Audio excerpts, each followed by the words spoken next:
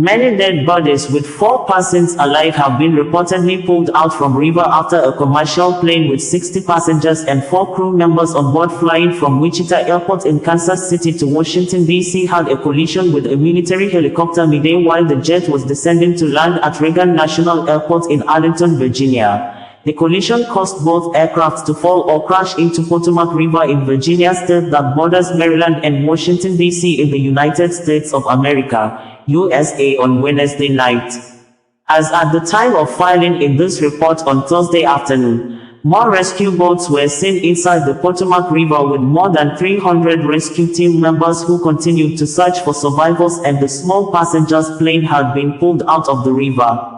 Local media reported that at least 18 bodies had been recovered as of 12:30 a.m. Thursday, and there are 3 debris fields from the crash, police reportedly told newsmen.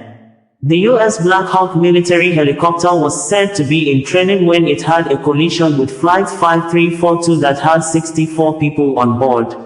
Fatalities have been confirmed, and law enforcement and rescue teams are on site, according to live footage published by Reuters on its Facebook handle on Thursday afternoon. An Earthcam captured footage of the collision where the passenger's jet and the military helicopter exploded with a bolt fire before both fell into the river, as seen in the video footage. All takeoffs and landings at Reagan National Airport are currently paused, according to the airport authorities. 64 people aboard the passenger jet, American Airlines says, and 3 soldiers aboard the helicopter, a U.S. official said. Senator Roger Marshall of Kansas said, as reported by Reuters, that it's really hard when you lose probably over 60 Kansans simultaneously. And I don't want to forget the pilots and the flight attendants. When one person dies, it's a tragedy, but when many people die, it's an unbearable sorrow. It's a heartbreak beyond measure. Jack Potter, president of the Metropolitan Washington Airports Authority, it's a very difficult situation out there with the cold. It's very dark, but there are numerous boats out there. There are dive teams out there. John Donnelly, Fire and EMS Chief, Washington, D.C., at 8:58, the first units arrived on the scene and found an aircraft in the water and began rescue operations.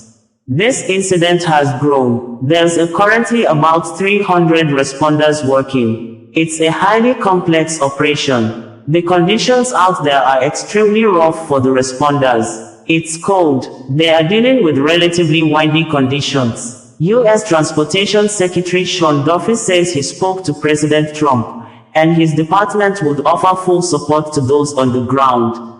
D.C. Mayor Muriel Bowser, they are working diligently in very dark and cold conditions, cold water, to execute this rescue operation.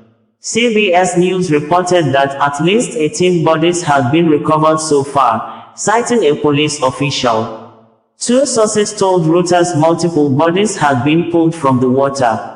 Police said multiple agencies were involved in a search and rescue operation in the Potomac River, which borders the airport. Dozens of police, ambulance and rescue units, some ferrying boats, staged along the river and raced to positions along the tarmac of Reagan Airport.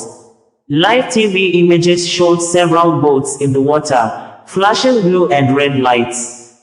The airport said late on Wednesday that all takeoffs and landings had been halted as emergency personnel responded to an aircraft incident. The U.S. Army said in a statement that it could confirmed that the aircraft involved in tonight's incident was an Army UH-60 helicopter out of Fort Beaver, Virginia. Airwave camera shot from the Kennedy Center in Washington showed an explosion mid-air across the Potomac about 8:47 p.m. or 1:47 GMT, with an aircraft in flames falling rapidly, according to Reuters. There is now an active rescue operation underway at the Potomac River in Washington, D.C. after a passenger plane operated by American Airlines collided midday with a Black Hawk helicopter while trying to land. CBS News, Chris Van Cleave reports that this is the first commercial airline crash in the United States since a regional flight crashed in Buffalo, New York in 2009.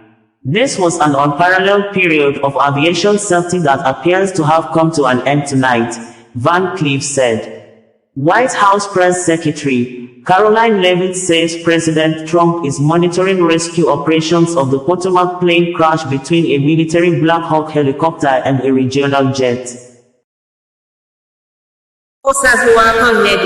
Bringing you the news in a more digital way.